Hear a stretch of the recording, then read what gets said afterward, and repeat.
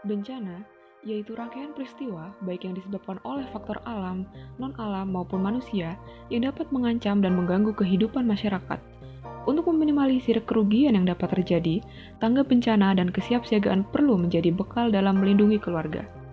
Secara geografis, wilayah negara Indonesia terletak di antara tiga lempeng tektonik, yaitu lempeng Indo-Australia, lempeng Eurasia, dan lempeng Pasifik. Ketiga lempeng tektonik tersebut saling bertabrakan sehingga membentuk rangkaian 127 gunung api aktif di Indonesia. Deretan gunung api yang melingkar di sekeliling Samudra Pasifik dikenal sebagai cincin api. Sebagai epicentrum yang disertai dengan banyaknya gunung berapi aktif dan hujan yang sangat tinggi, hampir semua potensi bencana alam terdapat di Indonesia.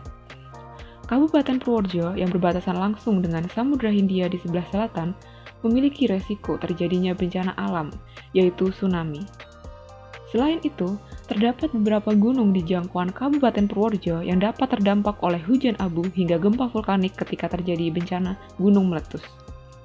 Indonesia yang terdiri dari dua musim dengan resiko bencana alam pada saat musim penghujan memicu terjadinya bencana seperti puting beliung, banjir, hingga tanah longsor. Sedangkan pada musim kemarau dan curah hujan rendah, dapat terjadi bencana seperti kekeringan dan atau kebakaran hutan dan lahan. Tidak jarang juga terjadi bencana non-alam. Bencana non-alam diakibatkan oleh peristiwa atau rangkaian peristiwa non-alam yang antara lain berupa kecelakaan transportasi seperti helikopter atau pesawat jatuh, kegagalan konstruksi atau teknologi, pandemi COVID-19, kebakaran yang disebabkan oleh manusia seperti kebakaran kilang minyak Balongan, kebakaran bengkel motor, serta kebakaran di pasar tradisional. Baik bencana alam maupun bencana non-alam dapat menyebabkan perumahan dan pemukiman warga tergenang atau tertimbun, rusaknya fasilitas umum dan prasarana publik, bahkan menelan banyak korban jiwa dan merusak lingkungan.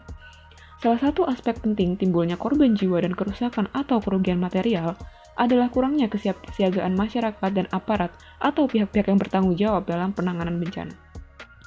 Selama ini, penanggulangan bencana telah diupayakan untuk ditangani dengan berbagai cara dengan melibatkan seluruh komponen masyarakat. Salah satu upaya mendasar untuk meningkatkan kewaspadaan dan kesadaran budaya siaga adalah melalui latihan kesiapsiagaan. Jenis-jenis latihan kesiapsiagaan yang dapat dilakukan antara lain, aktivasi sirine peringatan dini, latihan evakuasi mandiri di sekolah atau madrasah, rumah sakit siaga bencana, gedung bertingkat, dan pemukiman, serta melakukan uji terap tempat pengungsian sementara atau akhir se-Indonesia. Latihan kesiapsiagaan yang dilaksanakan secara khusus juga melibatkan kelompok rentan seperti anak-anak, kaum lansia dan tunawisma, para penyandang disabilitas, dan orang berkebutuhan khusus. Bencana sering terjadi tanpa peringatan sehingga membutuhkan pengetahuan dan keterampilan untuk menghadapinya. Salah satunya dengan rencana kesiapsiagaan.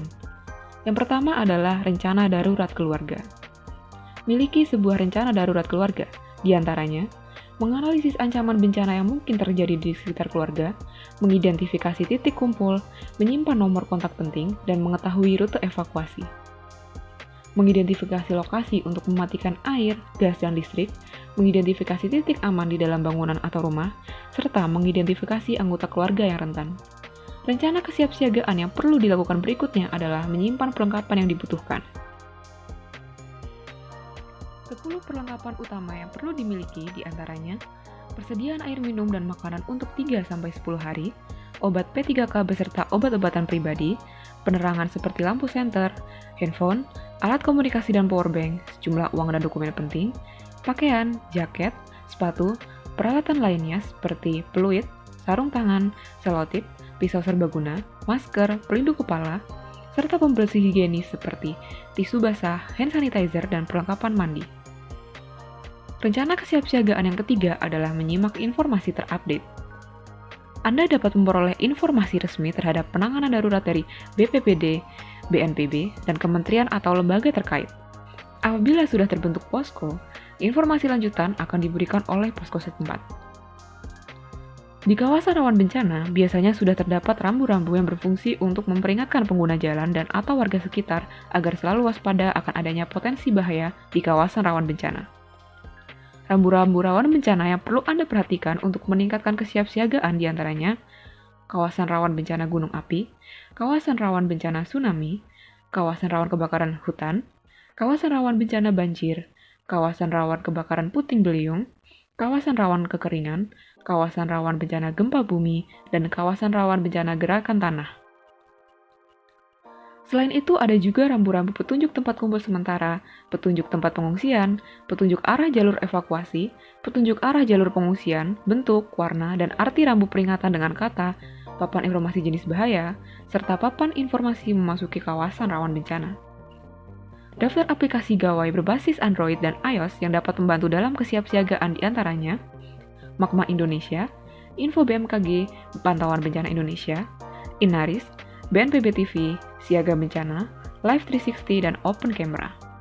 Selain itu, penting untuk menyimpan nomor kontak darurat seperti Pusdalpos BNPB, polisi, call center PPPK Kemenkes, telepon darurat, pemadam kebakaran, SAR atau Basarnas, PMI, Sentra Informasi Keracunan, BMKG, PLN, dan ambulans dengan nomor seperti yang tertera pada layar.